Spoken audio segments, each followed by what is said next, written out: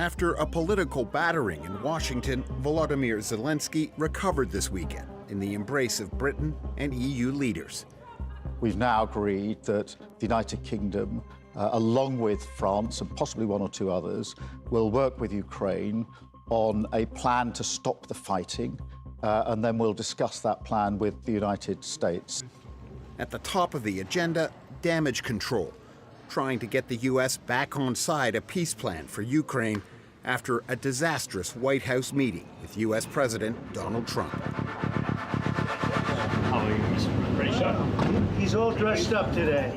Things started routinely enough for Volodymyr Zelenskyy at the White House on Friday. Handshakes and an official signature. Is that your writing? Okay. Yeah. That's good. Well, thank you very much. It's an honor to have President Zelenskyy of Ukraine. And for much of the meeting in the Oval Office, it seemed as if a deal giving the U.S. access to Ukrainian minerals was on track. This is an incredible agreement for Ukraine because we have a big investment in their country now. Nearly half an hour passes with questions and answers. Then, around 40 minutes in, the wheels came off. One more question. Hey, I will respond to this. So look, for 4 years in the United States of America, we had a president who stood up at press conferences and talked tough about Vladimir Putin, and then Putin invaded Ukraine and destroyed a significant chunk of the country. The path to peace and the path to prosperity is maybe engaging in diplomacy. Volodymyr Zelenskyy wasn't going to let that go. In front of the world's media, he disagreed with the vice president about Vladimir Putin's past diplomacy. He broken this ceasefire. He killed our people, and he didn't exchange prisoners. We signed the exchange of prisoners, but he didn't do it. What kind of diplomacy, JD, you are speaking about? What do you mean? I'm talking about the kind of diplomacy that's going to end the destruction of your country. Yes, but if you Mr. President, with respect, I think it's disrespectful for you to come into the Oval Office and try to litigate this in front of the American media. Do you disagree that you've had problems bringing people into your military? And do you think that it's respectful to come to the Oval Office of the United States of America and attack the administration that is trying to prevent the destruction of your country? At this point, Donald Trump entered the fray after the Ukrainian president suggested oceans prevent America from feeling threatened by Russia. Don't tell us what we're going to feel.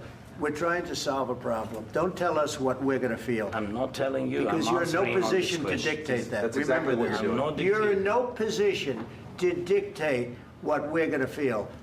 We're going to feel very good. You will feel influence. We're going to feel very good and very strong. You will feel influence. You're right now not in a very good position.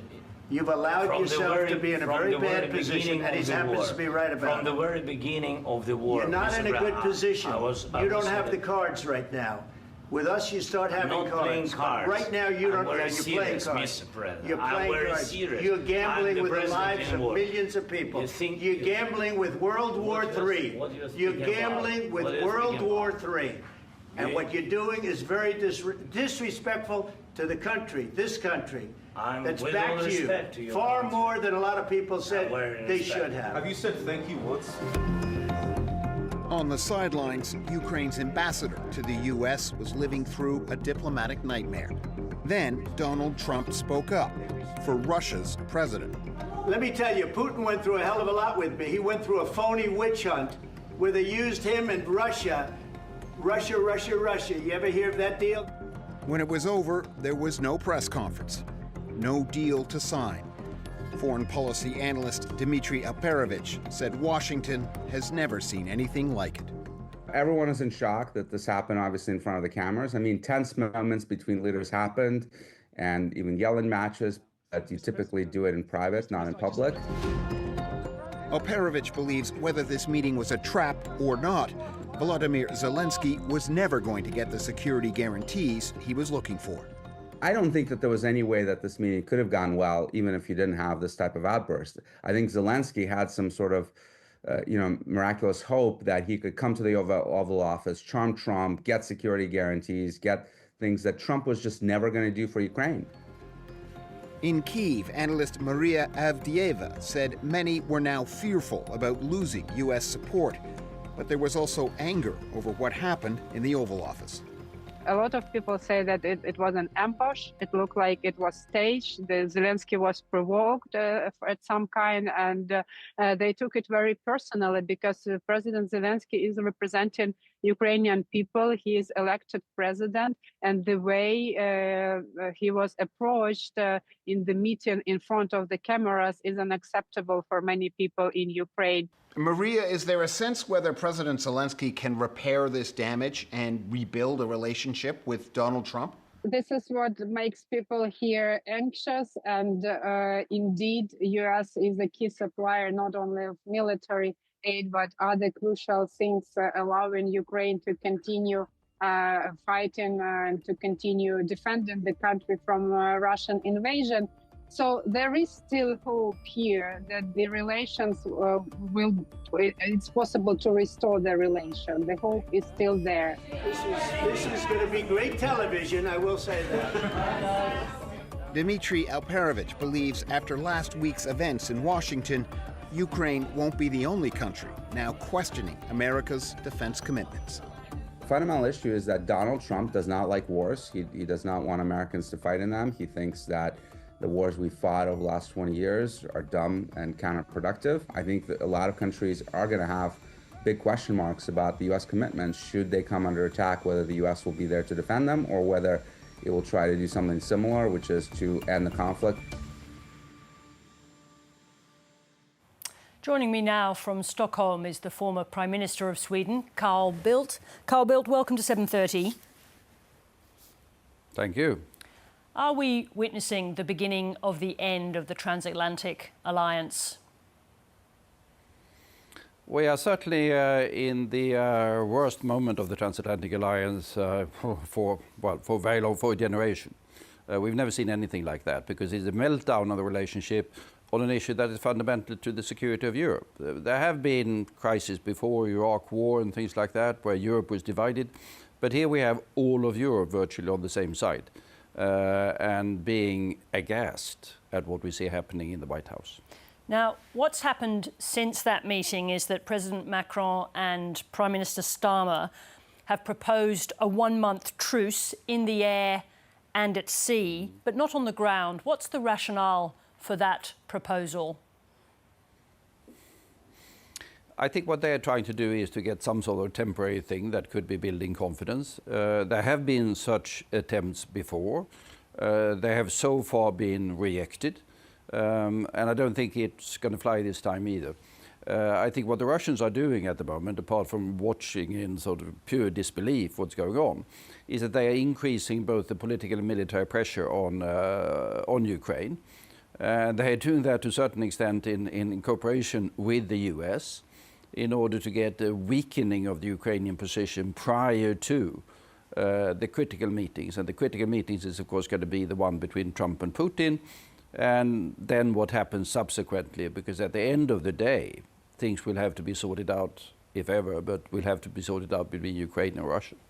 Now, obviously, it's hard to predict this, but if a deal, a minerals deal, can be achieved between Ukraine and the United States, can the relationship recover?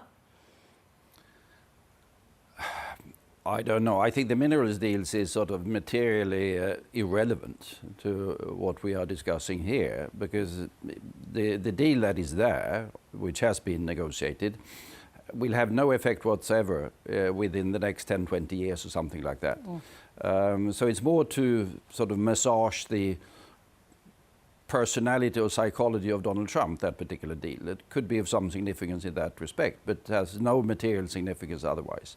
The key thing, and here is the divide across the Atlantic, is that Europeans are convinced that the only way forward is to increase support for Ukraine and strengthen pressure on Putin, while the Trump team seems to be believing that they could ease up and be nice to the Russians and increase pressure on Ukraine.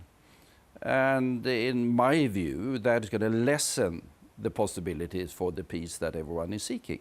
And that is why there is, on this side of the Atlantic, pure disbelief when we are watching what's happening in Washington. Now, we've obviously had discussions about troops, a peacekeeping force were there to be any kind of truce or peace of sorts in Ukraine with the British and the French. We're not sure yet of commitments from other European countries. How many other European countries, NATO countries, do you think could potentially contribute troops to peacekeeping? I'm not quite certain there's going to be that much in terms of troops, but it's going to be significant in terms of the symbolism of it. But I think the critical thing is that we commit, and I think all of the countries that you saw gathering in London yesterday will be ready to do that, commit to giving the financial and military support to Ukraine to be able to defend itself. It's a very long front line. It will require strong defense by Ukraine. And the Ukrainian army has shown that it's very capable. They have defense technologies that are superior to a lot of what we have in the rest of Europe, but it requires money. And what I hope will come out of the continuation of the London meeting is a broad coalition of the willing of European and other countries, Canadians, hopefully Australians, Japanese and others, who are prepared to give that support to Ukraine so that Ukraine, after some sort of ceasefire, will be able to defend itself. Then we can add some European troops and some other things to it. But the number one efforts will have to be done by the Ukrainians themselves. Does Donald Trump have a point in that he maintains that Europe has not spent a sufficient amount of its money, of its percentages of its GDP on defence, relying too much on the United States? Well, I'm not quite certain. We have been relying on the United States, but we should not forget that the United States has also been substantially, during a long period, reducing its commitment to the defense of Europe. I remember when the last American tanks disappeared from Europe in 2013, and that was just prior to the Russians starting to take over Crimea. Yes, we've gone down too far in our defense commitment. But what you've seen in the last few years is the European nations have been increasing their defense spending by roughly a third. And I'm quite certain that you will see perhaps a third more in the next 10 years. So there's going to be a very substantial beefing up. Then there are things that the Americans have and we don't. We're going to be dependent upon the Americans for nuclear deterrence, more or less forever. But apart from that, there is far more that we can do ourselves and will do ourselves. Now, just this side of the nuclear deterrence, just to stay with what could happen were there to be European troops in Ukraine in peacekeeping, could that work without the US as a backstop, without air cover from the US? Is that actually safe and achievable without the US? Well, the European leaders are saying that they want some sort of backstop or whatever that is from the Americans. And the Americans are so far saying, I understand, no. What that means, there could be different versions of that. I think that will be the subject of prolonged negotiations if we achieve a ceasefire. I think the focus now should be more on what can we do in order to increase pressure on Russia to get them to stop the military advances that they are trying to undertake. They're not particularly successful, but they are throwing a lot of weaponry and soldiers and manpower against Ukraine at the moment. Now, Sweden only joined NATO last year. Does Russia pose a threat to Sweden? I don't think today, because the Russians are, to put it in those terms, otherwise occupied. It's fairly ironic, by the way, that they say that NATO is a threat. But if you look at the Russian forces that are in areas adjacent to NATO now, adjacent to Norway, adjacent to Finland, adjacent to the Baltic states, they've been thinned out. There's practically nothing left because they're throwing all of their military might against Ukraine. And that's also a fundamental point, that as long as the Ukraine stands as a sovereign, independent, well-defended nation, the military options against the rest of Europe that the Russians have are distinctly limited.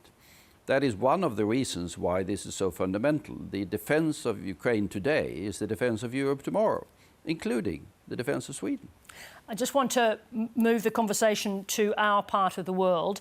What do these events tell us about how the US might respond in the event of changed circumstances between China and Taiwan? That's a very good question to which we don't have an answer, but we can be less certain of having an answer, because clearly what we would like to have is a reliable and responsible American global power. That is important for the security of Sweden and Australia and X numbers of other countries. We don't have a reliable and responsible American power at the moment. That introduces an element of uncertainty in our security calculations. It could turn out okay, it could turn out disastrously, but we simply don't know. It is a profoundly unpredictable United States that we have to deal with at the moment.